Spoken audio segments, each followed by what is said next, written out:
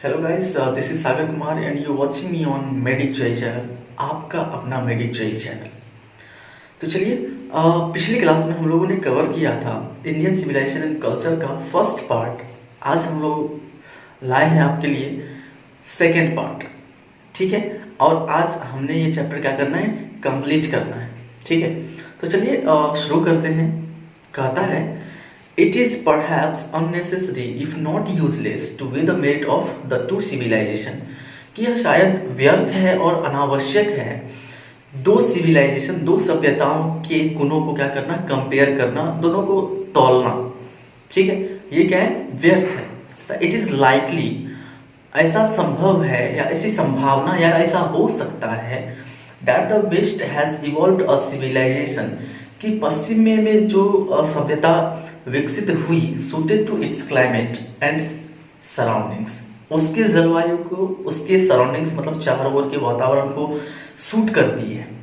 And similarly, और उसी प्रकार वी हैव अ सिविलाइजेशन, कि हमारी जो सभ्यता है, जो हमारे यहाँ की सभ्यता है, सुटेड टू आवर कंडीशंस, हमारे परिस्थिति को, हमारे स्थिति को, हमारे वातावरण को क्या करती है, सूट करती है। And both are good in their own respective spheres, और दोनों अपनी अपनी जगहों पर क्या है, सही है, दोनों सही है। ठीक है, the distinguishing characteristic of modern civilisation is an indefinite multiplicity of human wants. जो अंतर है हमारी सभ्यता और पश्चिमी सभ्यता में, तो ये जो एक विशेषता है किसकी, मॉडर्न सिविलाइजेशन की, या फिर हम लोग कहें वेस्टर्न सिविलाइजेशन की, उसका जो गुण है, उसकी जो विशेषता है, उसका जो लक्षण है, वो क्या करता है, मानव की इच्छाओं को बहुत ज्यादा बढ़ा देता है और निश्चित कर देता है, और निश्चित सीमाओं तो क्या करता है, बढ़ा देता है। Indefinite multiplicity of human wants. वहीं पर the characteristic of ancient civilisation is an imperative restriction upon and a strict regulating of these wants. वहीं पर हमारी जो सभ्यता है, हमारी जो प्राचीन सभ्यता का विशेषता है, वो क्या करता है, जो मानव की इच्छाएं हैं उस पर एक स्ट्रिक्ट क्या करता है, रिस्ट्रिक्शन लगाता है, प्रतिबंध लगाता है, रोकता है उन सारी चीज़ों को, कि हमें ज़्यादा फिजिकल कंफर्ट के बारे में नहीं सोचना है। हमारे पास जितना है हम उसी के बारे में सोचें, उसी में क्या रहें, खुश रहें।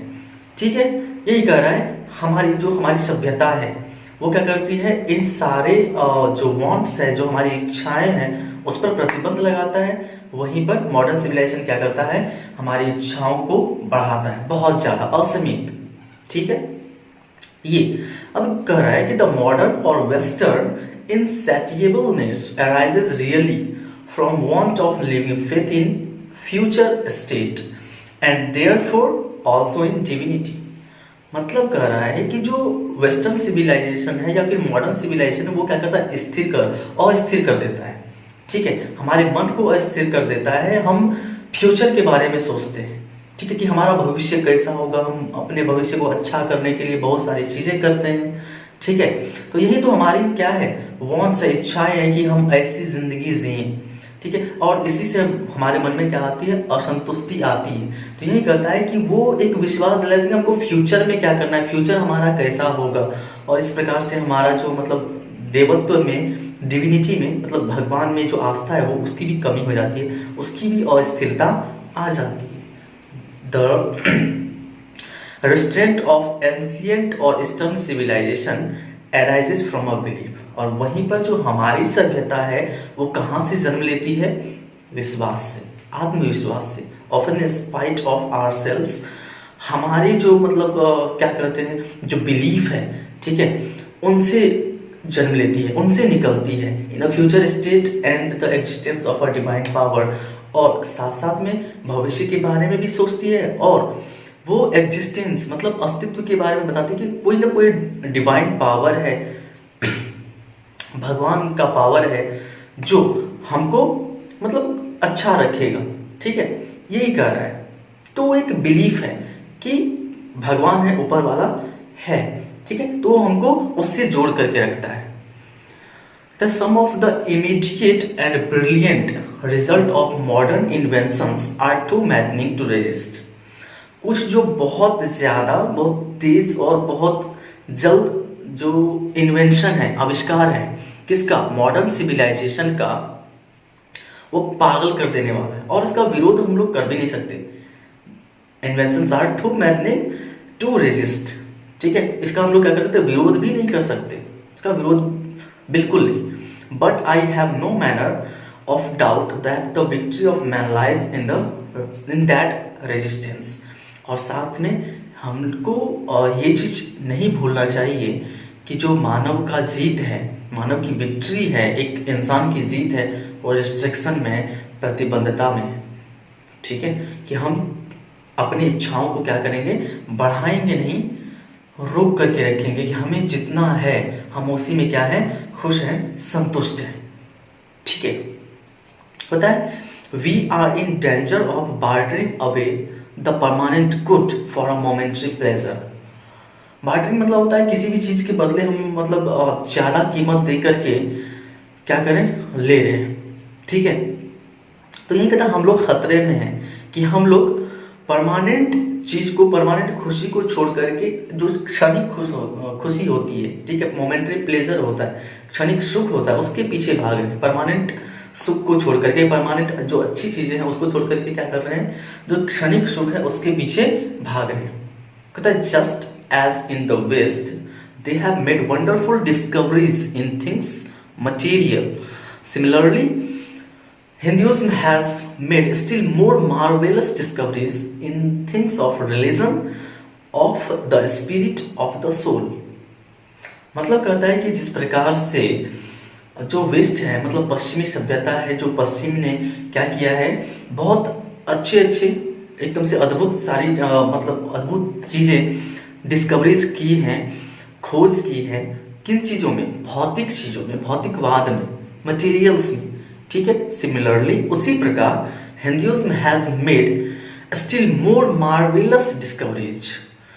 हिंदुइज्म ने क्या किया, हिंदुओं ने क्या किया, बहुत ज़्यादा, बहुत अच्छी अच्छी डिस्कवरीज की हैं इन थिंग्स ऑफ रिलीजन, धर्म में, ऑफ द स्पिरिट, आत्माओं में, ऑफ द सोल, चेतनाओं में, ठीक है।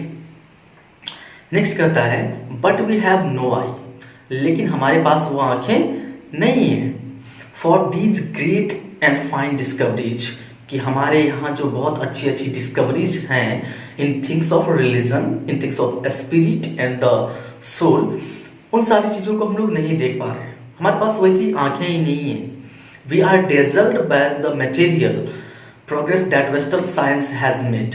हम लोग जो वेस्टर्न साइंस ने इन्वेंशन किया है, ठीक है, उससे क्या हो जा रहे हैं, चकाचौंध होते जा रहे हैं। उसके चकाचौंध में, उसकी रोशनी में हमको अपने यहाँ की जो डिस्कवरीज है, बहुत अच्छी अच्छी डिस्कवरीज हैं, वो कुछ भी दिखाई नहीं दे रहा है, ठीक है। I am not enamoured that of that progress. Gandhi ji कहते हैं कि मैं इससे मतलब नाखुश नहीं हूँ या फिर नाराज नहीं हूँ, कुछ भी ऐसा मतलब ऐसा नहीं है कि मुझे मतलब अच्छा नहीं लग रहा है उस प्रोग्रेस में। In fact it almost seems as though God in his wisdom has prevented India from progressing along those lines। मतलब कहता है कि ऐसा दिखने में लगता है या फिर ऐसा लगता है कि भगवान ने क्या किया है, जो भारतीय हैं, भारतीय लोगों को उन सारी चीज़ों से रोक करके का उस लाइन पर जाने से रोका। किस लाइन पर से, जो indefinite multiplicity of human wants है, वहाँ पर जाने से क्या किया है, रोका है, ठीक है। So that it might fulfil it's special mission of resisting the onerous of materialism. और किस चीज़ के लिए रोका है, एक स्पेशल मिशन के लिए, कि ये जो मटेरियलिज्म है, भौतिकवाद है, उसमें न पड़े हम लोग, उन सब चीज़ों से बच करके रहें और दुनिया को बचाएं, दुनिया को दिखाएं जो सही रास्ता है, ठीक है। वो फिजिकल कंफर्ट के बारे में ना सोचें, ठीक है। तो इसी स्पेशल मिशन के लिए क्या किया है, भगवान ने इंडिया को बचा करके रखा है, ठीक है। उन सारे मटेरियलिस्टिक खोज में उनको जाने से रोका है।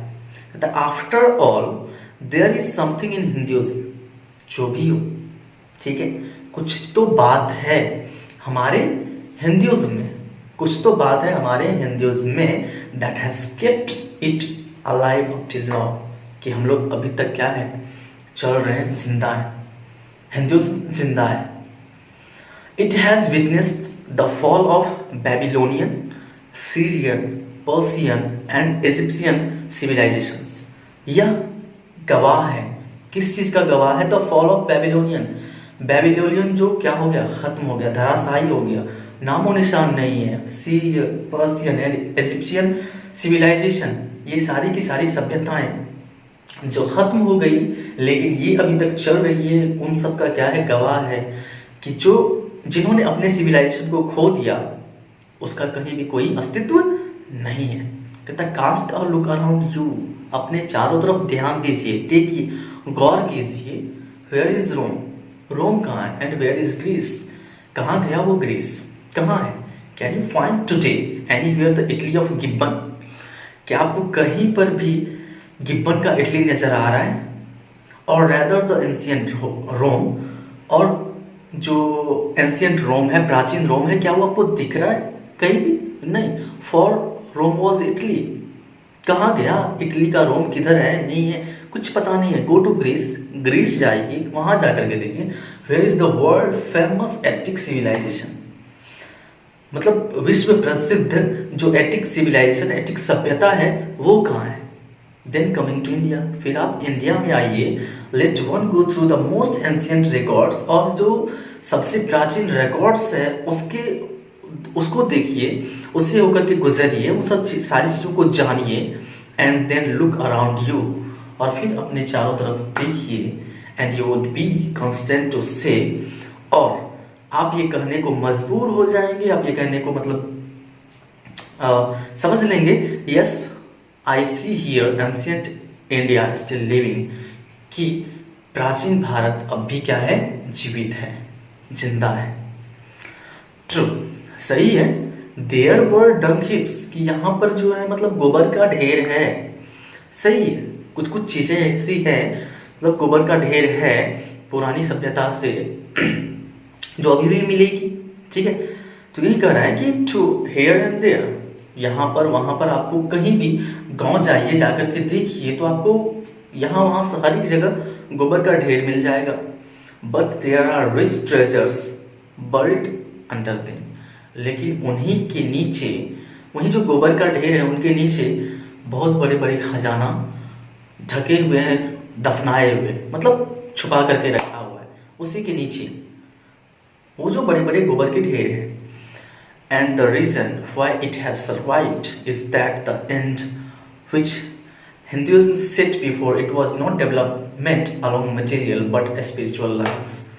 और यही कारण है कि हम लोग जो जिंदा हैं अंत तक, अभी तक जो चल रहे हैं, ठीक है, वो किसकी वजह से? मटेरियलिज्म की वजह से नहीं, जो हमारी स्पिरिचुअल लाइन है, जो आध्यात्मिक खोज है, उनकी वजह से हम लोग क्या है? अभी तक जिंदा हैं, हमारी सभ्यता जिंदा है।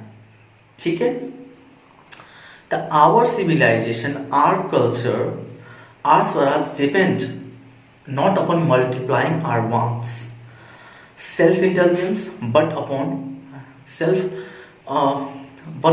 restricting wants, self-denial। मतलब कह रहा है कि जो हमारी सभ्यता है, जो हमारी संस्कृति है, हमारा स्वराज है, वो मल्टीप्लाइंग आवर वांट्स, यानी कि हमारी इच्छाओं को बढ़ाने के बारे में नहीं करती है, उस पर निर्भर नहीं करती है। सेल्फ इंटेलिजेंस मतलब अपने आप में लीन हो जाना, या फिर क्या बोल सकते हैं कि खुद सेल्फिश हो जाना, उसमें नहीं है। बट अपॉन रेस्ट्रिक्टिंग वांट्स, किस चीज़ पर निर्भर करती है? जो इच्छाएं हैं उस पर प्रतिबंध लगाती है, उसको रोकती है। ठीक है, सेल्फ डिनायल, कि हमें अपने में खुश रहना है, ठीक है, हमको इन सारी चीज़ों से रुकना है, वो चीज़ें नहीं करनी है, ये चीज़। ठीक है, तो ये इन सारी चीज़ों से क्या करती है? रोकती है, self denial. European civilisations is no doubt suited for the Europeans, इसमें कोई संदेह नहीं है। ठीक है, कुछ भी मतलब थोड़ा सा भी डाउट करने का जरूरी नहीं है कि यूरोपियन सिविलाइजेशन जो है वो यूरोपियन को सूट करती है, यूरोपियन लोगों को अच्छा लगता है। But it will mean rule for India if we endeavour to copy it. लेकिन अगर हम लोग ये साहस करेंगे, कोशिश भी करेंगे कि हम यूरोपियन सिविलाइजेशन को क्या करें? अपना लें, तो ये पूरी तरीके से क्या कर सकता है? इंडिया को बर्बाद कर सकता है। अगर उसको कॉपी करने की कोशिश करेंगे हम, तो ये हमारी सिविलाइजेशन को क्या करेगा, ख़त्म कर देगा, बर्बाद कर देगा। ठीक है, कहता है this is not to say that we may not adopt and assimilate. अब ऐसा नहीं है, महात्मा गांधी कहते कि ऐसा नहीं है कि हम लोग किसी चीज़ को अडॉप्ट नहीं कर सकते हैं, किसी चीज़ में सम्मेलन नहीं कर सकते हैं, मतलब कोई चीज़ हमारे में नहीं आ सकता है। वाट एवर मे बी गुड, कि जो चीज़ें अच्छी हो सकती है, जो हमारे लिए अच्छी हैं and capable of assimilation by us, और जिसको हम लोग क्या कर सकते हैं, उसके योग्य हैं, हम एसिमिलेट कर सकते हैं, खुद में सम्मिलित कर सकते हैं, तो करना चाहिए। ठीक है, अब ऐसा नहीं कि पूरा का पूरा उसको कॉपी कर लें और फिर जो हमारी कल्चर है, जो हमारे सभ्यता है, वो क्या हो जाए, खत्म हो जाए, ये नहीं करना है। ठीक है, जो चीज़ें अच्छी है उसको क्या करना है, अडॉप्ट करना है। अब कहता है as it does not also mean that even the European will not have to part with whatever evil might have crept into it। अब ऐसा नहीं कि यूरोपियन में जो बुराई है उसको भी क्या करें, हम खुद में ले लें, खुद हमारे पर हावी हो जाए। ठीक है, तो जो भी अच्छी चीज़ें हैं, जो भी सभ्यता है, जो भी कल्चर है, सब में कुछ ना कुछ अच्छी बातें होती है, कुछ ना कुछ बुरी बातें होती है, तो हमको अच्छी चीज़ें सीखनी है, बुरी बातें नहीं। ठीक है, तो ये जो उसमें बुराइयां हैं उसको हमको नहीं लेना है, जो अच्छाइयाँ हैं वो क्या करना है, उसको कॉपी करना है। नेक्स्ट कहता है the incessant search for material comfort and their multiplication is such an evil and I make bold to say that Europeans themselves will have to remodel their outlook. Mahatma Gandhi का कहना है कि ये जो लगातार, इंसिजेंट मतलब था कंटिन्यूअस, ठीक है, ये जो लगातार क्या हो रहा है, यूरोपियन जो क्या कर रहे हैं अपने आप को, मतलब फिजिकल कंफर्ट के लिए उसका जो मल्टीप्लिकेशन है, मतलब उसको जो बढ़ा रहा है वो, ठीक है, तो एक बुराई है। And I make bold to say, Mahatma Gandhi कहते हैं कि ये मैं बोल्डली कहना चाहता हूँ कि जो यूरोपियन है वो खुद को एक दिन ऐसा करेंगे कि मतलब अपने आप को रिमॉडल करेंगे। ठीक है, मतलब जो हमारी सभ्यता है उसके जैसा उसको कॉपी करेंगे, उसको सीखेंगे। ठीक है, if they are not perish under the weight of the comforts to which they are becoming slaves. अगर ऐसा नहीं करते हैं तो उनके बोझ के तले वो दब जाएंगे। मतलब क्या कि उनके गुलाम हो जाएंगे, मशीनों के गुलाम हो जाएंगे, बिना किसी मशीन के वो कुछ भी नहीं कर सकते अगर उन्होंने इस सिविलाइजेशन को क्या किया, अपनाया नहीं। कहता है it may be that my reading is wrong, हो सकता है कि मैंने जो पढ़ा है, मेरी जो रीडिंग है वो गलत हो सकती है। महात्मा गांधी ऐसा कहते हैं कि जो मैंने पढ़ा है, जो मेरी रीडिंग है वो शायद गलत हो सकती है, बट आई नो, लेकिन मैं जानता हूँ दैट फॉर इंडिया, कि भारत के लिए to run after the golden fleece is to god sudden death, कि जो गोल्डन फ्लेस के चक्कर में हम लोग मौत को क्या कर रहे हैं, गले लगा रहे हैं। ठीक है, कि हम फिजिकल कंफर्ट, गोल्डन फ्लेस का मतलब ये यहाँ पर कहने के बाद कि आप लोगों ने पुरानी कहावत सुनी होगी कि सांप होता है, ठीक है, उसके पास कुछ कपड़े वपड़े या फिर उसको लेने जाना है, ठीक है, तो क्या करना है, मतलब मौत को गले लगाना है। तो ये चीज़ कह रहा है कि बाहर से देखने में जो चीज़ें अच्छी लग रही है, फिजिकल कंफर्ट सुनने में अच्छा लगता है, एसी फ्रिज मेरे पास भी ऐसा होता, कूलर होता तो कितना अच्छा होता है, ठीक है, लेकिन फिर उसके कुछ साइड इफ़ेक्ट्स भी हैं। तो यही चीज़ कह रहा है कि हो सकता है कि मैं गलत हूँ, लेकिन भारत के लिए, यहाँ के लोगों के लिए ये चीज़ें जो वो अपना रहा है वो शायद क्या हो सकता है, मौत को गले लगाने के बराबर हो सकता है हमारी सिविलाइजेशन के लिए। Let us engrave on our hearts the motto of a western philosopher. कहता है कि चलिए हम लोग क्या करते हैं, पत्थर की लकीर, एक निशान बना लेते हैं अपने मन में, अपने दिलो दिमाग पर, जो एक वेस्टर्न फिलोसफर का मोटो था, नजरिया था, कहना था, क्या कहना था, plane living and high thinking, सादा जीवन उच्च विचार। एक वेस्टर्न फिलोसफर का कहना है, दार्शनिक का कहना है कि प्लेन लिविंग, सामान्य जीवन, सादा जीवन, उच्च विचार। Today it is certain that the millions cannot have high living, and with a few who profess to do thinking for the masses run the risk in a vain search after high living of missing high thinking। मतलब कहता है कि आज कुछ निश्चित तौर पर हम लोग देखें कि बहुत सारे लोग ऐसे हैं जिसके पास हाई लिविंग नहीं है, कुछ लोग हैं जिनके पास है, और साथ साथ में हमको ये भी देखना है कि जो कुछ लोग हैं जिनके पास हाई लिविंग तो है लेकिन उसके पास हाई थिंकिंग नहीं है। ठीक है, हाई लिविंग तो है लेकिन हाई थिंकिंग नहीं है। लेकिन जरूरी क्या है, अगर हाई लिविंग है तो हाई थिंकिंग भी चाहिए। वैसे सिंपली वे में हम लोग कर सकते हैं क्या चीज़, plain living and high thinking होना चाहिए। चाहे जीवन कैसा भी हो, सादा हो, लेकिन थिंकिंग कैसा होना चाहिए, उच्च होना चाहिए। नेक्स्ट कह रहा है civilisation in the real sense. अगर सही मायने में हम लोग सिविलाइजेशन की बात करें तो कहता है the term consist not in the multiplication, जो बहुत सारी चीज़ें मतलब मल्टीप्लिकेशन पर नहीं, but in the deliberate and voluntary restriction of wants, यानी कि इच्छाओं को बढ़ाने पे नहीं, उसके प्रतिबंध पर, उसके रोक पर क्या करता है, निर्भर करता है। वो चीज़ है civilisation. This alone increases and promotes contentment, real happiness and capacity for service. सिर्फ यही क्या कर सकता है, जो प्रतिबद्धता है मानव की इच्छाओं पर, वो क्या कर सकता है, कंटेंटमेंट, संतोष आ सकता है, उससे संतुष्टि मिल सकती है, रियल हैप्पीनेस, जो वास्तविक खुशी है वो मिल सकती है, एंड कैपेसिटी फॉर सर्विस, और हम लोग क्या कर सकते हैं, दूसरे की सेवा कर सकते हैं, लोगों की सेवा कर सकते हैं। A certain degree of physical harmony and comfort is necessary, but above a certain level, it becomes a hindrance instead of help.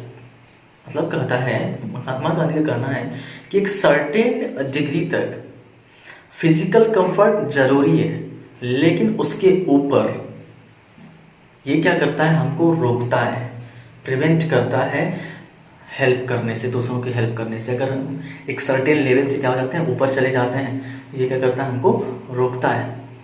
ठीक है, वो चीज़ें नहीं करनी है हमें। Therefore, the ideal of creating an unlimited number of wants and satisfying them seems to be a delusion and a snare. तो अगर यहाँ पर इसलिए कह रहा है कि अगर हम लोग अनलिमिटेड नंबर ऑफ वांट्स की बात करते हैं और उसको संतुष्ट करने के लिए, मतलब हमारे मन के अंदर बहुत सारी इच्छाएं हैं और उसको संतुष्ट करने के लिए हम बहुत सारे काम करते हैं, ठीक है, तो बस वो एक क्या है, छल है, एक जाल है जिसमें हम फंसते चले जाते हैं। ठीक है, the satisfaction of one's physical needs, even the intellectual needs of one's narrow self must meet at a certain point or dead stop before it degenerates into physical and intellectual voluptuousness. मतलब कहता है कि the satisfaction of one's physical needs, कि हम लोग जो physical need को satisfy करने के लिए क्या करते हैं, कुछ भी करते हैं, तो धीरे धीरे जो हमारा बौद्धिक क्षमता है वो संकीर्ण होते जाता है, नैरो होते जाता है। ठीक है, और बस हम लोग मृत्यु के मतलब पॉइंट तक पहुंच जाते हैं, before it degenerates into physical and intellectual voluptuousness, और जो हमारा फिजिकल और बौद्धिक विलासिता है उसमें हम लोग मतलब घुल करके विनाश की तरफ चले जाते हैं, डिजेनरेट कर जाते हैं। A man must arrange his physical and cultural circumstances so that they do not hinder him in his service of humanity on which all his energies should be concentrated. मतलब कहता है कि एक व्यक्ति को उतना ही फिजिकल और कल्चरल सर्कमस्टांसेस क्या करना चाहिए, अरेंज करने चाहिए, ताकि वो दूसरे को सेवा करने से, मानवता की सेवा करने से नहीं रोक सके, और जो उनकी एनर्जी है वो कंसंट्रेटेड रहे, ताकि वो लोगों की मदद कर सके, मानवता की मदद कर सके, लोगों की सेवा कर सके। ऐसा नहीं कि हम हमारे अंदर इतनी इच्छाएं हैं कि हम उसको पूरा करते करते थक नहीं रहे हैं। तो ये चीज़ हमें नहीं सिखाती हमारी सभ्यता। ठीक है, वो सिखाती है मोरल वैल्यूज को क्या करना है, एलिवेट करना है, ऊपर उठाना है, प्रगति करना है उसमें, ना कि मटेरियलिस्टिक वर्ल्ड में। उन सब से हमको क्या किया है, रोक करके रखा है। तो ये था हमारा पार्ट 2 जो आज हम लोगों ने कंप्लीट कर लिया, इंडियन सिविलाइजेशन एंड कल्चर, एक ऐसे जो किसके द्वारा लिखा गया, किसके द्वारा बोला गया, महात्मा गांधी के द्वारा। जिसको हम लोग पापू के नाम से भी जानते हैं, एक ग्रेट पर्सन रहे जिन्होंने दुनिया को नॉन वायलेंस के बारे में सिखाया, सच्चाई और अहिंसा के बारे में, जिसके पथ पर चल करके मार्टिन लूथर किंग इतने बड़े ओरेटर बने, वक्ता बने अमेरिका की। ठीक है, तो ये है हमारे देश के कुछ लोग जो हमारे देश को विश्व गुरु बनाते हैं, स्वामी विवेकानंद, डॉक्टर APJ अब्दुल कलाम। ठीक है, तो हम लोग नेक्स्ट जो सेशन होगा हमारा एक क्लास, जिसमें हम लोग क्वेश्चन आंसर के बारे में डिस्कस करेंगे। ठीक है, तब तक आप लोग इस लेक्चर को एंजॉय कीजिए। Thanks for watching this channel and अगर आप लोगों को ये वीडियो अच्छी लगी तो शेयर कीजिए, कमेंट कीजिए, लाइक सब्सक्राइब कीजिए, बेल आइकन दबा दीजिए, ताकि हम लोग भी आपके सामने लगातार कुछ अच्छी चीज़ें आपके हेल्प के लिए लाते रहें। Thank you.